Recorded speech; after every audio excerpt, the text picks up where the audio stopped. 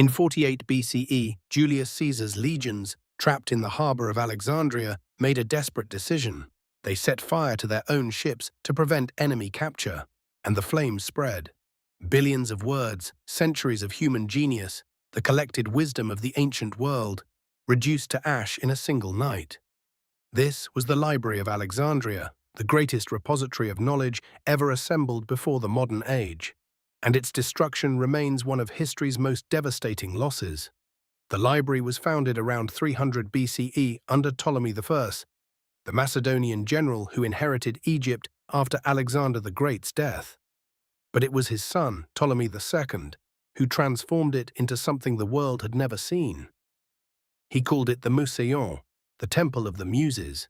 And it was far more than a library. It was a research university, a center of translation, a gathering place for the greatest minds of the ancient world. The Ptolemies had an aggressive acquisition policy. Every ship that docked in Alexandria was searched, not for contraband, but for scrolls. Any text found was confiscated, copied by the library's scribes, and the copy returned to the owner while the original stayed.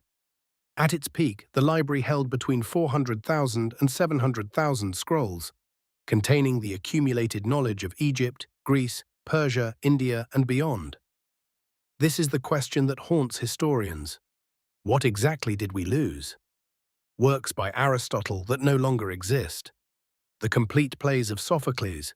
We have only 7 of his estimated 120 plays today. Astronomical records from Babylon stretching back centuries. Medical texts from Egyptian physicians who performed brain surgery.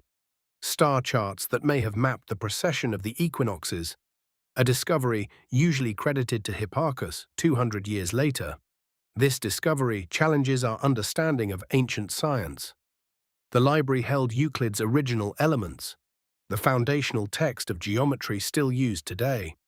It held the histories of Berosus, a Babylonian priest who recorded Mesopotamia's history from the Great Flood to his own time. And these are just the works we know by name. The scrolls we have no record of, the ones that burned before anyone could catalogue them, that may be the greater loss. The first major destruction came in 48 BCE. Caesar was besieged in Alexandria's royal quarter, outnumbered by Egyptian forces. He ordered his ships set ablaze in the harbor. The fire spread to the docks, then to the warehouses, then to the library district. Ancient sources disagree on the scale. Seneca wrote that 40,000 scrolls were lost.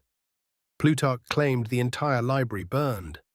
Other accounts suggest the damage was limited to a warehouse of scrolls awaiting cataloguing. But even if the fire only consumed a fraction of the collection, the loss was catastrophic. These were not copies. They were unique manuscripts, each one representing knowledge that might never be duplicated. The truth is, the Library of Alexandria did not die in one dramatic fire. It faded over centuries. After Caesar, Mark Antony reportedly gifted Cleopatra 200,000 scrolls from the Library of Pergamum to replenish it. But the damage had been done. In 272 CE, the Roman Emperor Aurelian's siege of Alexandria damaged the Bruchian district, including whatever remained of the library buildings. By 391 CE, the rise of Christianity brought a new threat. Theophilus, the Patriarch of Alexandria, led a mob that destroyed the Serapeum, the temple that housed the library's surviving collections. Pagan texts were burned as heretical. Classical learning was denounced as blasphemy. The final blow, though historians debate its accuracy, came with the Muslim conquest of Alexandria in 642 CE. The story goes that Caliph Omar ordered the remaining scrolls burned, declaring, "If the books agree with the Quran, they are redundant. If they disagree, they are heretical." Whether true or not, the sentiment captures what happened. Knowledge that did not serve the new order was discarded. Modern historians have complicated the picture. The library was not a single building that burned spectacularly one night. It was a sprawling institution with multiple buildings, satellite collections, and a sister library at the Serapeum. And much of what was lost had already been copied and disseminated. Alexandrian scholars had produced countless duplicates that traveled across the Mediterranean. The ideas survived, even if the scrolls did not. But some knowledge was genuinely unique. Anatomical observations from dissections performed only in Alexandria, where the Ptolemies allowed human cadavers to be studied, a practice forbidden almost everywhere else. This discovery underscores the sophistication previously attributed only to modern universities. Mathematical treatises that pushed beyond what Euclid or Archimedes had achieved, and an incalculable amount of local history, oral traditions committed to papyrus never to be repeated. The Library of Alexandria fell, but the dream it represented, that knowledge should belong to everyone, that idea never burned. In 2002, the Bibliotheca Alexandrina opened near the site of the original library, a modern monument housing millions of books in dozens of languages. It is both a tribute and a promise. What makes the story of Alexandria so haunting is not just what was lost.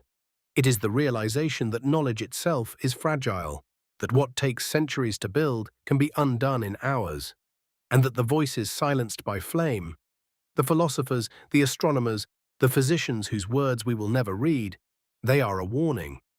Civilization is not a permanent state. It is something we must actively protect.